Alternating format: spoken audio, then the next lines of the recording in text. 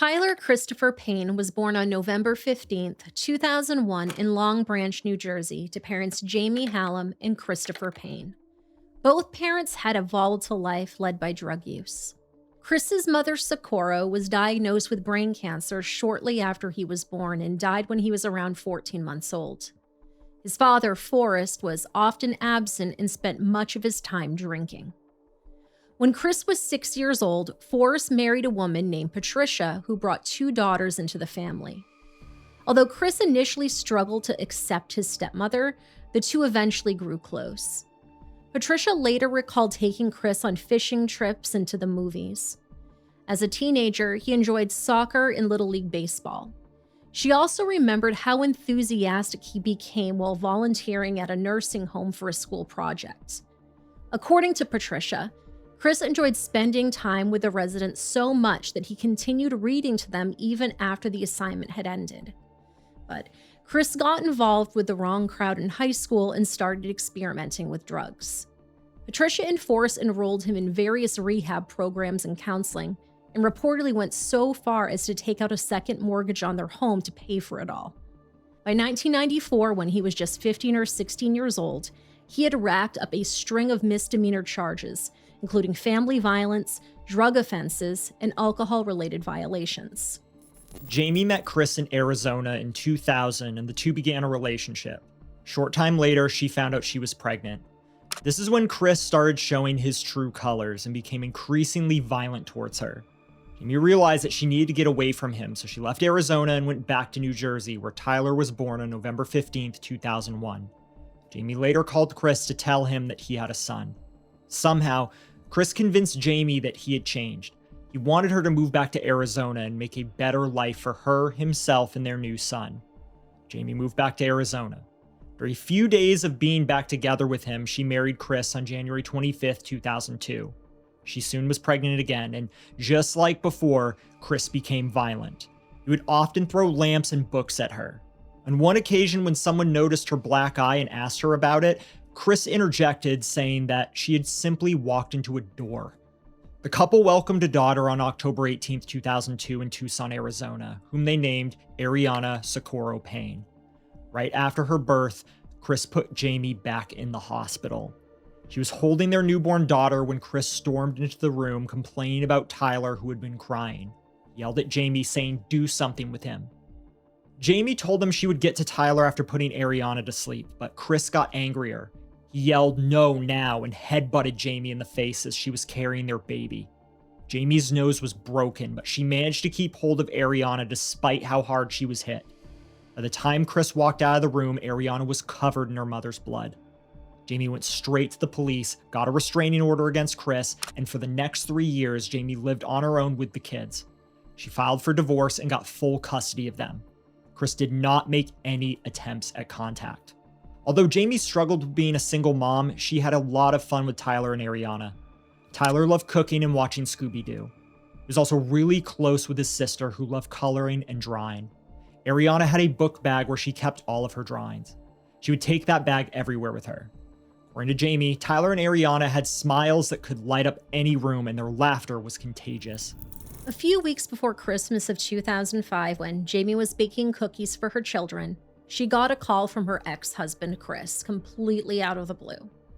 Around that time, Chris was about $19,000 behind on his child support payments for the children.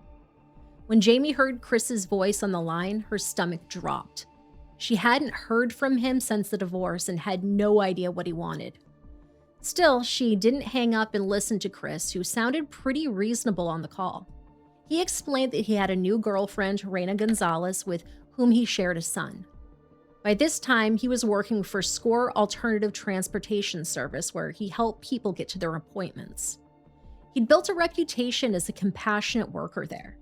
Just like before, Chris promised that he had changed. Before ending the call, he told Jamie that he wanted his children, Tyler and Ariana, to meet their brother. Jamie thought that maybe taking the kids away from him had given him the shock he needed to sort himself out.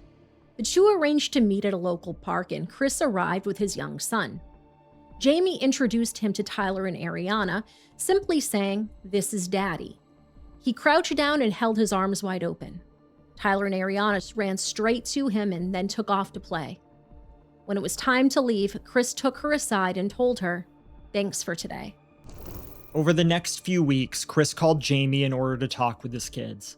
After a month, Jamie trusted him enough to send the kids over to him and his girlfriend Raina for the night. That stay went really well, and Jamie was happy to see her children getting to know their dad.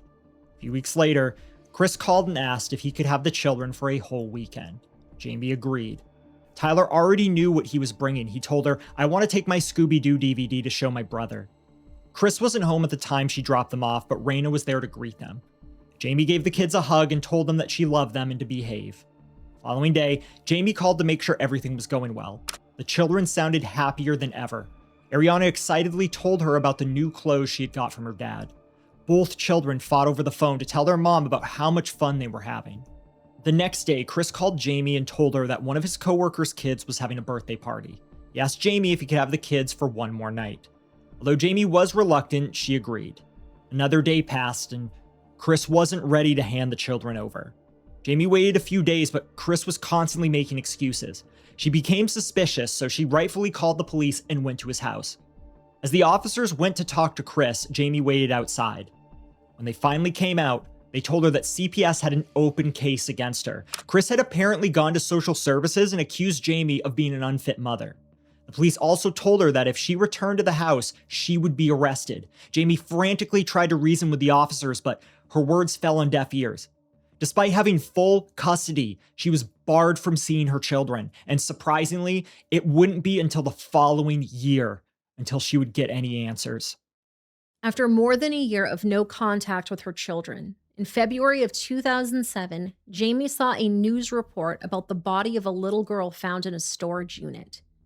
It was the same storage unit she shared with Chris when they had first gotten married. Jamie had a gut feeling that it had to be Ariana. She called her mother Linda, who reassured her that she was just overthinking and that both of the children were fine. But the next day, police officers came to her home. They started the conversation with a formal apology, saying that her case had slipped through the cracks.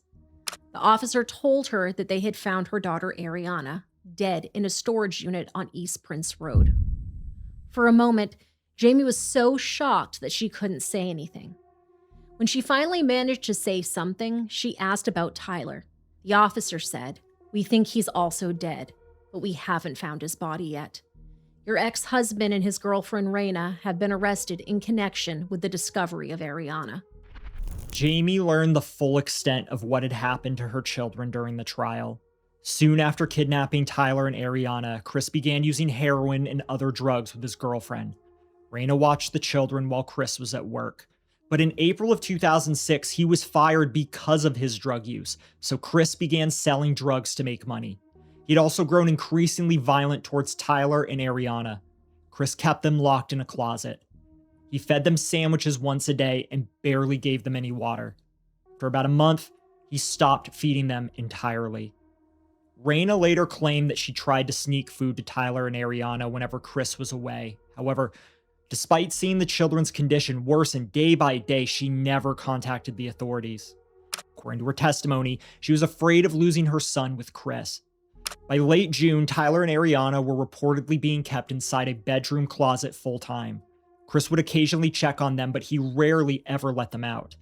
Children were never properly bathed and were forced to use the closet as a bathroom. Sometime in August of 2006, Ariana died from the severe neglect she had faced. According to Raina, Tyler was still alive at this time.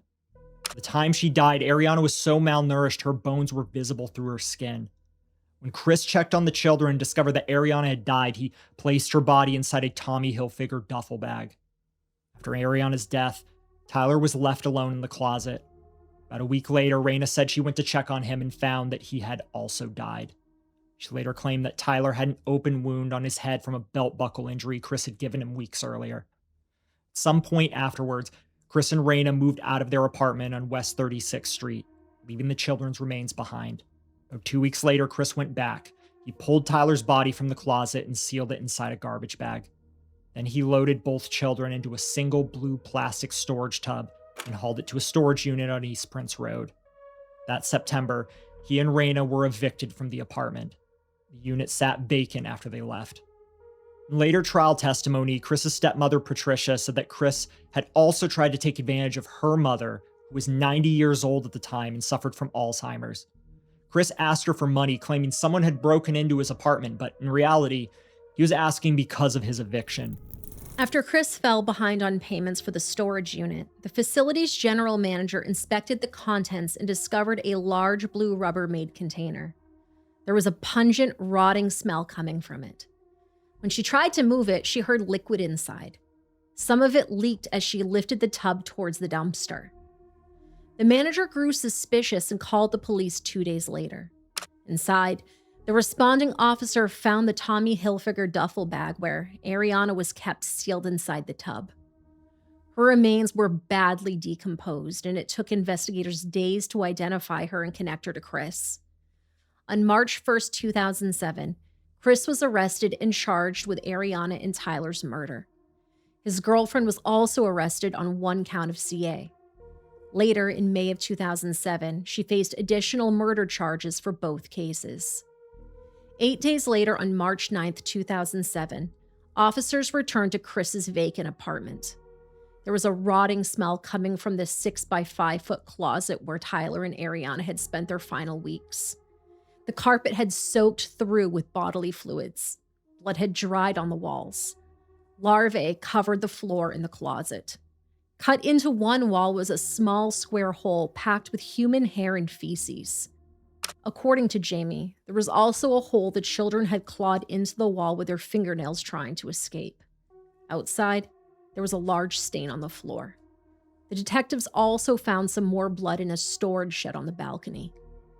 Based on the evidence, investigators believe that Tyler's remains ended up in the same dumpster that Ariana was almost dumped into, and that he had been hauled to the Los Reales landfill in Tucson. A search was conducted, but he was never found.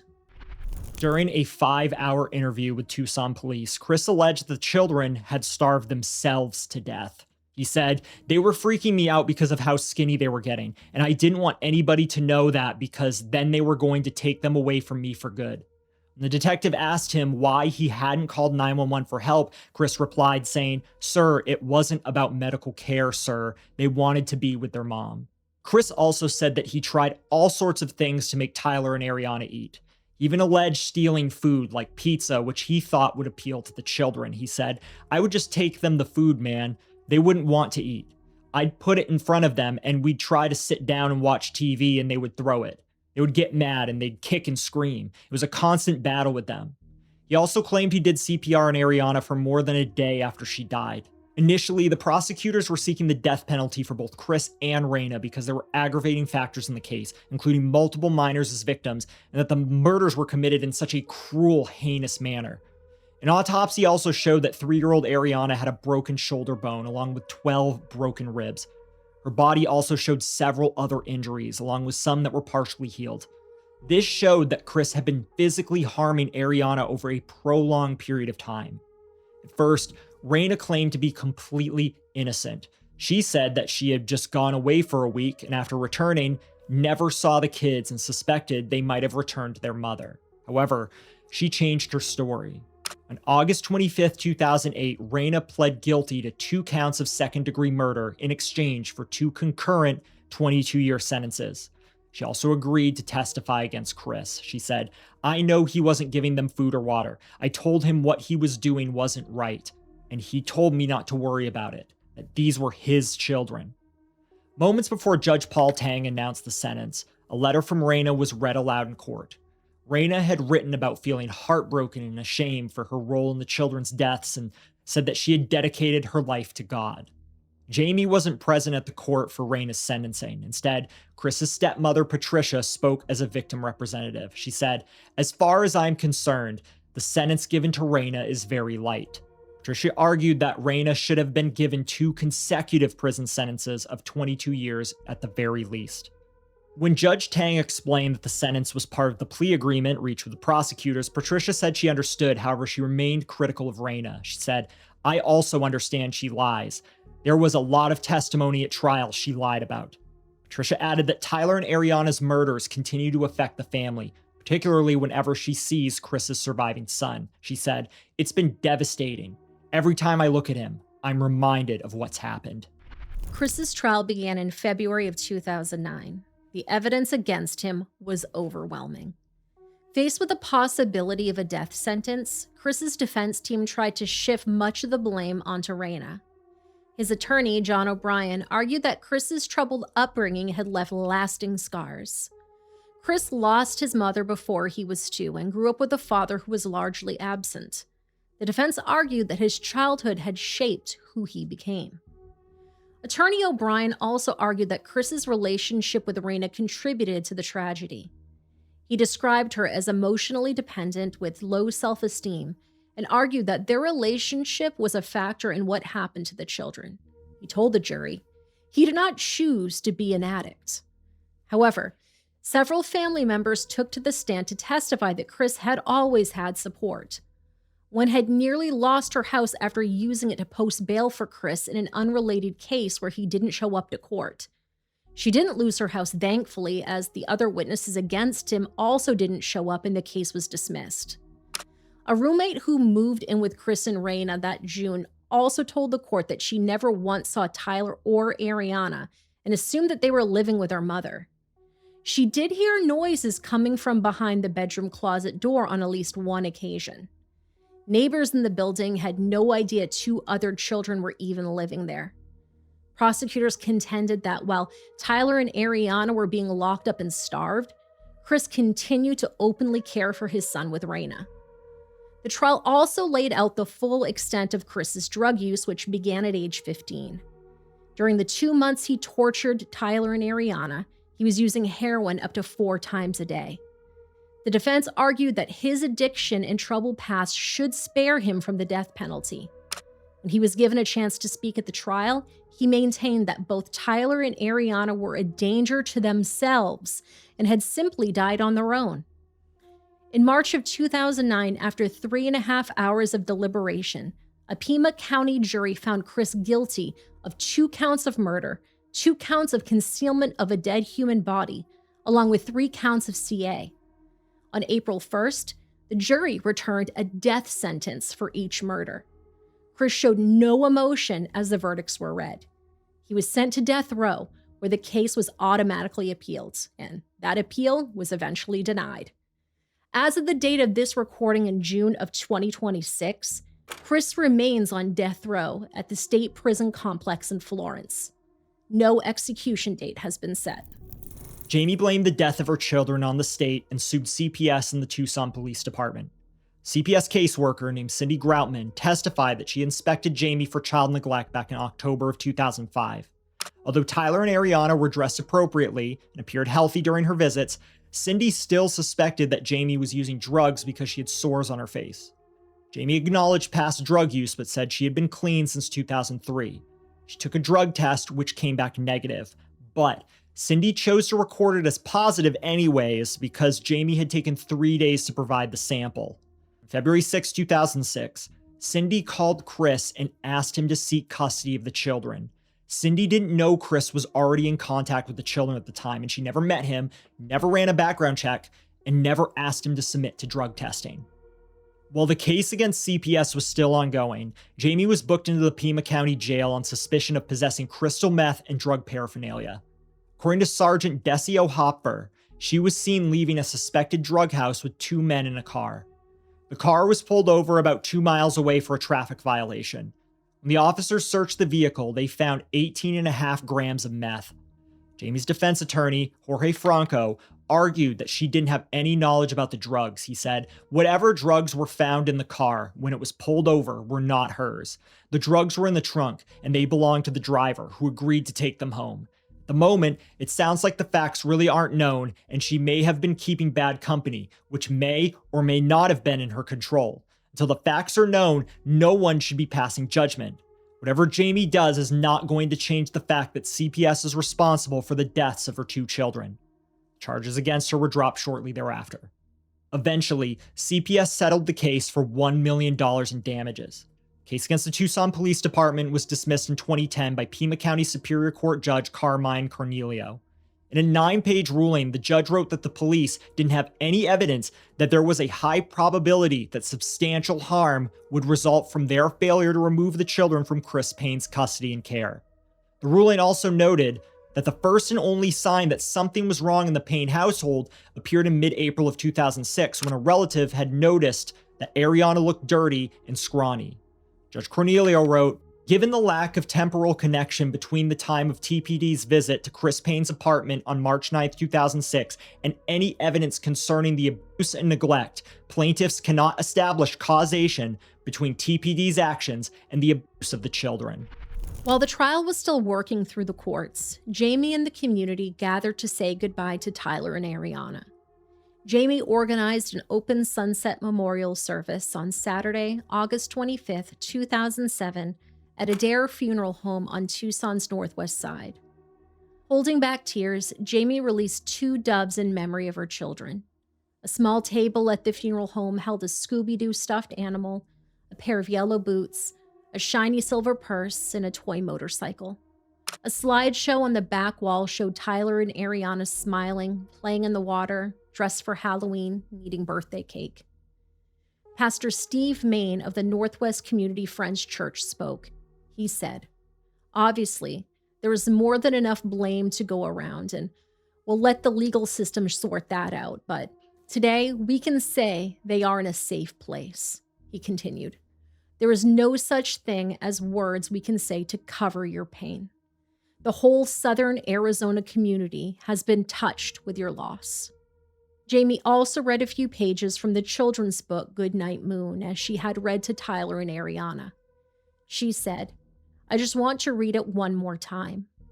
Jamie also wrote a poem for her children, which read, "They were the sunshine of my days and the starbeams of my nights. I loved them dearly on earth when they were alive, and just so much more in death." Ariana was cremated, and her ashes were given to her family. After the memorial, Jamie continued to write and speak about her children. She wrote about the day Ariana's body was finally released to her. She said, in part, and I quote, "She was wrapped tightly in a blue blanket. Don't open the blanket to look at her. She's not the same, I was warned. I took her tiny body in my arms. When I felt the fragile weight, tears streamed down my cheeks. I swear she was barely heavier than when Chris had hit me, when I'd vowed he'd never hurt me again. My baby," I murmured, "my poor, sweet little baby." Eventually, someone came and gently told me that it was time to leave her. I couldn't let go. "I left her once. I'm not going to leave her again," I screamed. But all the tears in the world wouldn't bring her and Tyler back now. At just 3 and 4 years, their lives were over.